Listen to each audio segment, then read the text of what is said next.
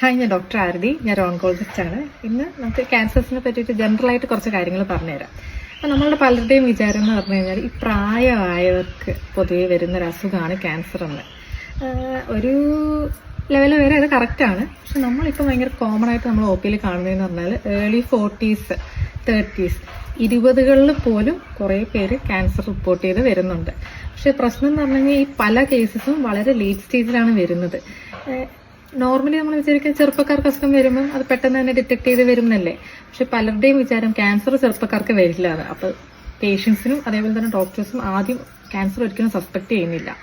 അതുകൊണ്ട് തന്നെ ഈ ഏർലി ഏജിൽ വരുന്നവർക്ക് ഇപ്പം breast cancer, colon cancer, thyroid, blood cancer ഇതൊക്കെ വരുന്നവർക്ക് അവർ ഒരിക്കലും അതൊന്നും സസ്പെക്ട് ചെയ്യാത്തതുകൊണ്ട് പലപ്പോഴും സിംറ്റംസ് വളരെ ക്ലിയർ ആണെങ്കിലും അവരത് പൊയ്ക്കോളും എന്ന് വിചാരിച്ച് അവോയ്ഡ് ചെയ്തിട്ട് അവസാനം ലാസ്റ്റ് സ്റ്റേജിലാണ് വരുന്നത് നമ്മളുടെ അടുത്ത് ട്രീറ്റ്മെന്റ് എടുക്കാൻ.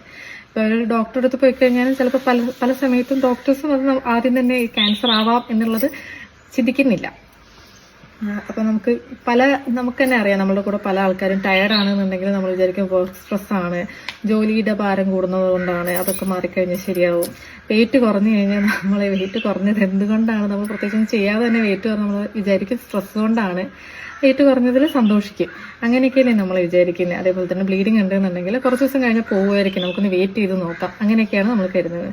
ശരീരത്തിൽ എവിടെയെങ്കിലും മുഴ ഉണ്ടെന്നുണ്ടെങ്കിൽ, എനിക്ക് തന്നെ ഒത്തിരി ഫ്രണ്ട്സ് ഉണ്ട് ശരീരത്തിലെ പല ഭാഗത്തും മുഴ ഉണ്ടെന്നുണ്ടെങ്കിൽ അവർ ഇതുവരെ മൈൻഡ് ആക്കാത്തത് എൻ്റെ അടുത്ത് വരുമ്പോൾ ഞാൻ പറയും അതൊരു സർജനെ പോയി കാണിക്ക്, എന്നിട്ട് ഇവാലുവേറ്റ് ചെയ്തതിന് ശേഷം തീരുമാനിക്കാനൊക്കെ പലരോടും പറഞ്ഞിട്ടുണ്ട്. പക്ഷെ എന്നാലും നമുക്ക് ആ ഒരു ഇത് ക്യാൻസർ ആവും എന്നുള്ളൊരു ബോധ്യം വരുന്നിടത്തോളം വരെ നമ്മളത് സ്വന്തമായിട്ട് ഇവാലുവേറ്റ് ചെയ്യില്ല.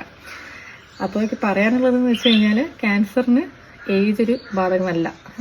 ഏത് ഏജിലുള്ളവർക്കും ക്യാൻസർ നമ്മളിപ്പോൾ കാണുന്നുണ്ട്. അത് 20 ആയാലും ശരി, 30കളിലായാലും ശരി, 40കളിലായാലും ശരി.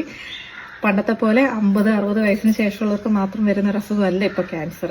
വളരെ ഏർലി സ്റ്റേജിൽ നമ്മൾ ലൈഫ് സ്റ്റൈൽ ചേഞ്ചസ് കൊണ്ടും പിന്നെ ജനറ്റിക് കാര്യങ്ങളൊക്കെ കൊണ്ടും തന്നെയാവാം ഈ വളരെ നേരത്തെ വരുന്നത്.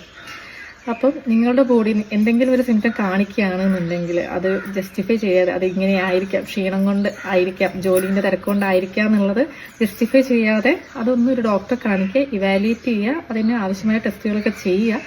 എന്നിട്ട് അത് ഉറപ്പ് വരുത്തിയതിന് ശേഷം നിങ്ങൾ ലൈഫ് ബാക്കി കണ്ടിന്യൂ ചെയ്യുക. കാരണം പലപ്പോഴും നമ്മൾ വിചാരിക്കുന്ന ഈ വളരെ ജീവിക്കാൻ തുടങ്ങുന്ന ആൾക്കാരിൽ തന്നെ ഈ ലാസ്റ്റ് സ്റ്റേജ് ക്യാൻസറൊക്കെ വരുമ്പോൾ നമുക്ക് തന്നെ നമ്മളുടെ സൈഡിൽ നിന്ന് തന്നെ ചികിത്സ ചെയ്യാനുള്ളത് വളരെ ലിമിറ്റഡ് ഓപ്ഷൻസ് ആയിരിക്കും.